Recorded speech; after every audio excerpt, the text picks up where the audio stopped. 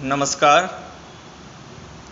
आज हम राज्यपाल के निषेधाधिकार यानी वीटो पावर ऑफ गवर्नर, राज्य के महाधिवक्ता यानी एडवोकेट जनरल ऑफ स्टेट और राज्य की मंत्रिपरिषद यानी council of minister of state, इनके बारे में बात करेंगे। इन विषयों पर एग्ज़ाम में संक्षिप्त टिप्पणी यानी शॉर्ट नोट के रूप में प्रश्न पूछे जाते हैं। सबसे पहले हम देखते हैं कि राज्यपाल का निषेधाधिकार क्या है और वह इसका प्रयोग किस प्रकार करता है।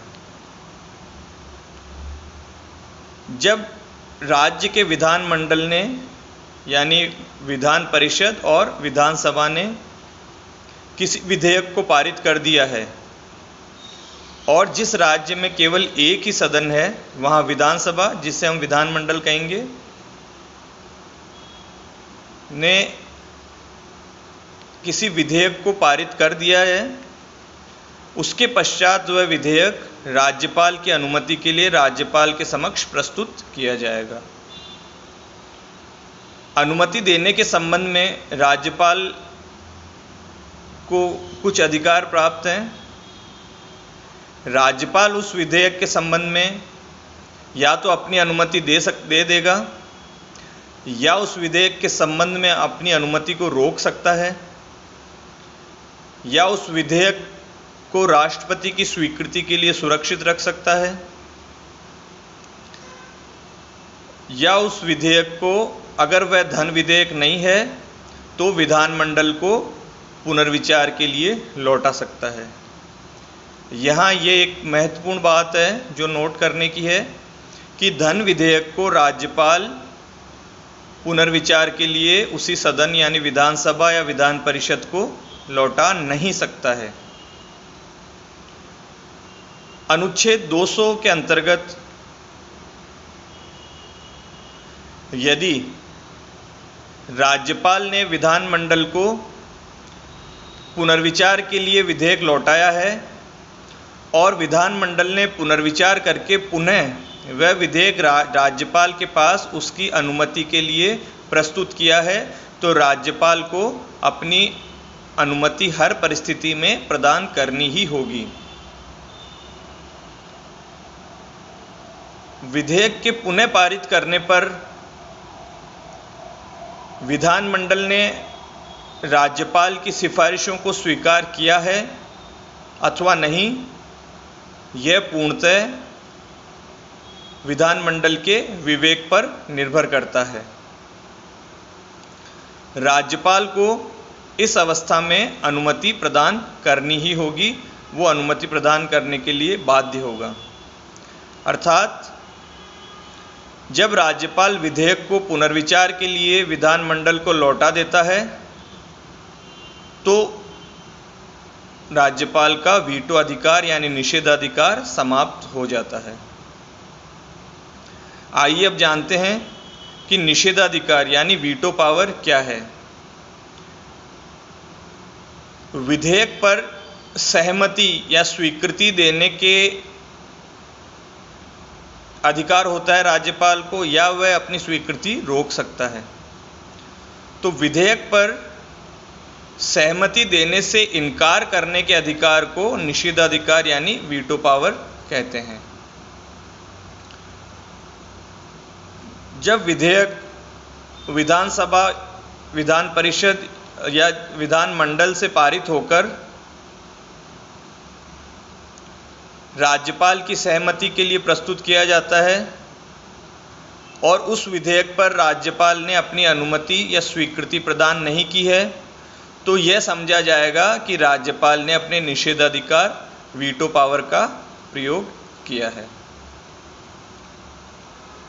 इसके अतिरिक्त राज्यपाल उन सभी विधेयकों को राष्ट्रपति की स्वीकृति के लिए सुरक्षित रखेगा जो यदि अधिनियम बन गए तो उच्च न्यायालय की शक्ति को कम करेंगे या उच्च न्यायालय की संवैधानिक स्थिति पर उल्टा प्रभाव डालेंगे।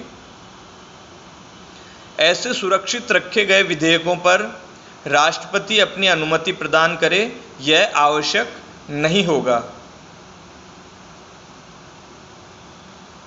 यदि राष्ट्रपति ने ऐसे विधेयक को पुनर्विचार के लिए विधानमंडल को भिजवाया है और विधानमंडल ने पुनर्विचार करके पुनः वह विधेयक राष्ट्रपति की अनुमति के लिए प्रस्तुत किया है, तो भी राष्ट्रपति को यह शक्ति है कि वह ऐसे विधेयक पर अपनी स्वीकृति प्रदान करे या ना करे, यानी राष्ट्रपति उस विधेयक पर अपनी स्वीकृति प्रदान करे यह आवश्यक नहीं होगा। अनुच्छेद 201 में केवल यह उपबंधित किया गया है कि पुनर्विचार के पश्चात विधेयकों को पुनः राष्ट्रपति की स्वीकृति के लिए भेजा जाएगा। अब उस विधेयक पर राष्ट्रपति अपनी स्वीकृति दे भी सकता है और नहीं भी दे सकता। तो ये तो बात हुई राज्यपाल के निषेधाधिकार यानी वीटो पावर की। अब बात करते हैं राज्य के महाधिवक्ता पर यानी एडवोकेट जनरल ऑफ स्टेट। जैसा कि राज्य के सभी उच्च पदाधिकारियों की नियुक्ति राज्यपाल द्वारा की जाती है, तो राज्य के महाधिवक्ता यानी एडवोकेट जनरल ऑफ स्टेट की नियुक्ति भी राज्यपाल द्वारा की जाएगी। राज्यपाल द्वारा ऐसे व्यक्ति को जो उच्च न्यायालय का न्यायाधीश बनने की योग्यता रखता हो, राज्य के महाधिवक्ता पद पर नियुक्त किया जाएगा। वह राज्यपाल के प्रसाद पर्यंत कार्यकाल पूरा करेगा, यानी राज्यपाल के प्रसाद पर्यंत पद ग्रहण करेगा और राज्यपाल द्वारा ही उसे हटाया जाएगा। महाधिवक्ता वह पारिश्रमिक ग्रहण करेगा जो राज्यपाल निश्चित करे। अब राज्य के महाधिवक्ता के कार्य क्या हैं? राज्य के महाधिवक्ता का कर्तव्य होगा कि वह राज्य सरकार को विधि संबंधी सलाह दे या ऐसे विधि संबंधी कार्य करे जिन्हें राज्यपाल द्वारा समय समय पर उसे निर्देशित किया जाए। तो इस प्रकार जिस तरह केंद्र में अटॉर्नी जनरल केंद्र सरकार का अधिवक्ता होता है, उसी प्रकार राज्य में एडवोकेट जनरल राज्य सरकार का अधिवक्ता होता है। इसके बाद आइए बात करते हैं राज्य की मंत्री परिषद यानी काउंसिल ऑफ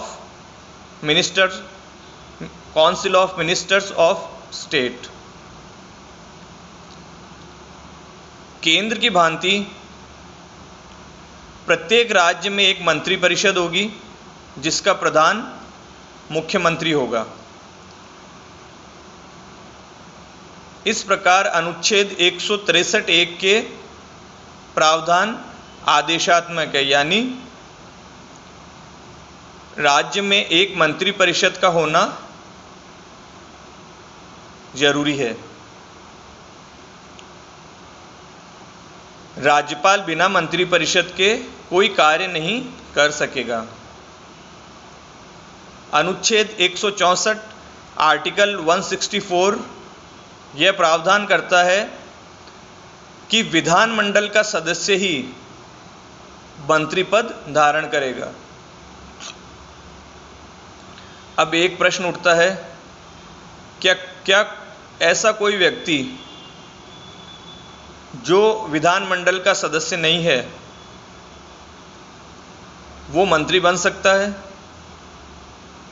तो इसका जवाब है हाँ, बन सकता है, परंतु यदि कोई असदस्य यानी जो व्यक्ति विधानमंडल का सदस्य नहीं है उसे मंत्री बनाया जाता है तो उसे 6 महीने के भीतर विधानमंडल की सदस्यता स्वीकार करनी पड़ेगी। यानी 6 महीने के अंतर्गत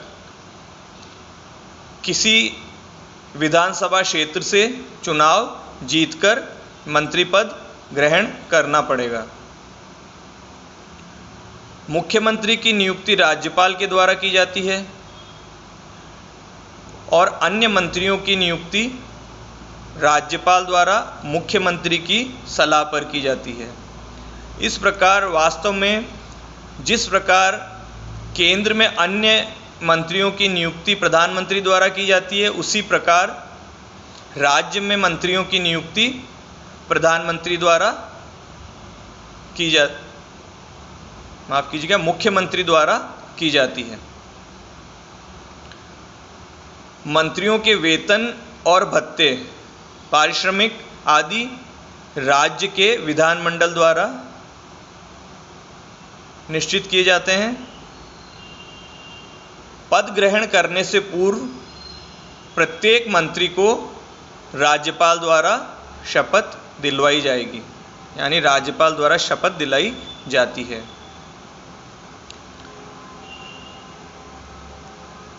मुख्यमंत्री और अन्य मंत्री अपना कार्यकाल राज्यपाल के प्रसाद पर्यंत ग्रहण करेंगे, यानी अपने पद पर राज्यपाल की इच्छा हो तब तक बने रहेंगे। वास्तव में मुख्यमंत्री और अन्य मंत्री तब तक अपने पद पर बने रहते हैं जब तक विधानमंडल का उन्हें विश्वास प्राप्त है, यानी जब तक उनका विधानमंडल में बहुमत है। जिस प्रकार केंद्र में केंद्रीय विधानमंडल यानी संसद के प्रति सामूहिक उत्तरदायित्व होता है, उसी प्रकार राज्य मंत्रिमंडल भी विधानमंडल के प्रति सामूहिक रूप से उत्तरदायी है। तो इस प्रकार राज्यपाल तब तक मुख्यमंत्री को अपदस्थ नहीं कर सकता जब तक कि उसे यानी मुख्यमंत्री को विधानमंडल का बहुमत प्राप्त है, विधानमंडल का विश्वास प्राप्त है। तो ये थे राज्यपाल के निषेधाधिकार, राज्य के महाधिवक्ता और राज्य की मंत्रिपरिषद के बारे में कुछ तथ्य जिन्हें एग्ज़ाम में संक्षिप्त टिप्पणी के रूप में पूछा जा सकता है। धन्यवाद।